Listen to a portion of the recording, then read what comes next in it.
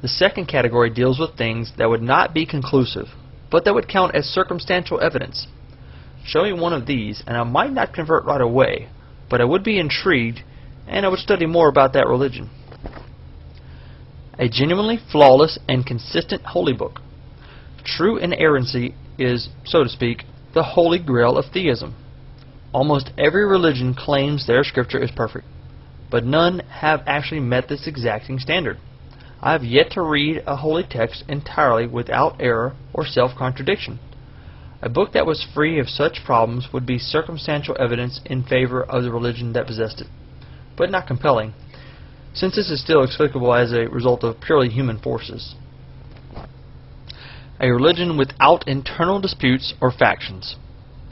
It seems reasonable to expect that if there existed a God that was interested in revealing itself to humanity and desired that we follow its commands, that God would write down whatever instructions it had to give us in a way that was only amendable to one interpretation.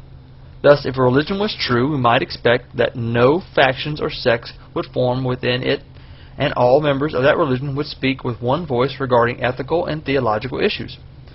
Why the alternative scenario should ever hold for an inspired religion is not clear.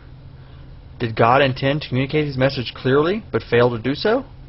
However, since this could still be the result of human influence, it would only be circumstantial, not conclusive evidence in favor of a given religion's truth.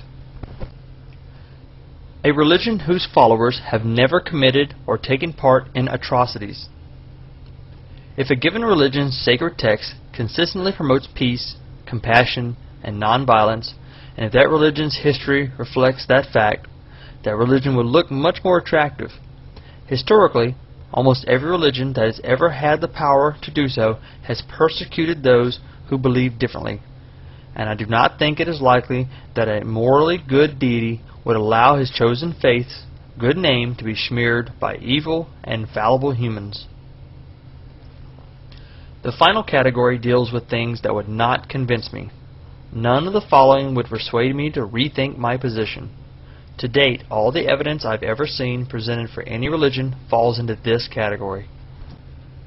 Speaking in tongues or other pseudo-miracles. To convince me, a miracle would have to be genuine, verifiable, and represent a real and inexplicable divergence from the ordinary. Anything that can be explained by peer pressure, the power of suggestion, or the placebo effect does not count. Favorable coincidences or kind or courageous acts performed by human beings also do not meet this standard. This post clearly illuminates the difference. Biblical miracles aren't about accidents and people saying, "Whew, that was close." Biblical miracles are people raising their hands and telling something impossible to happen, and it happens.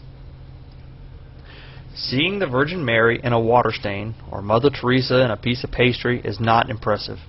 And faith healing or people being slain in the spirit and toppling over owes more to showmanship and the placebo effect used on eager-to-please individuals that have been worked up into a highly excitable, suggestible state.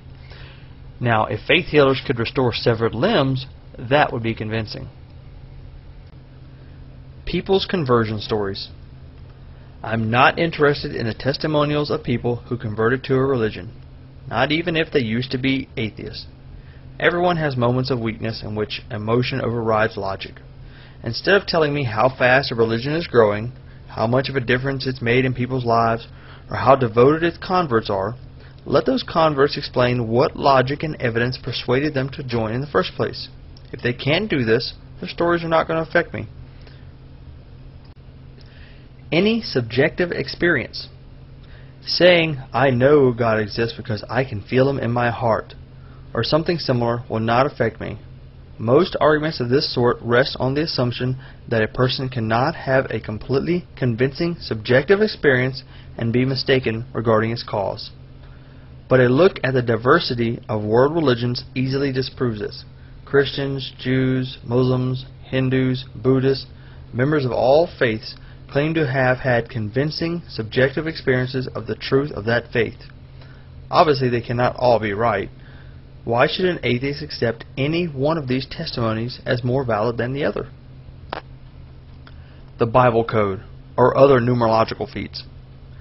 Using the same algorithms employed by the Bible code numerologists, skeptics have been able to find assassinations and other historical events predicted in Moby Dick, War and Peace, and other works of fiction that do not claim any divine inspiration. So don't expect that to impress me.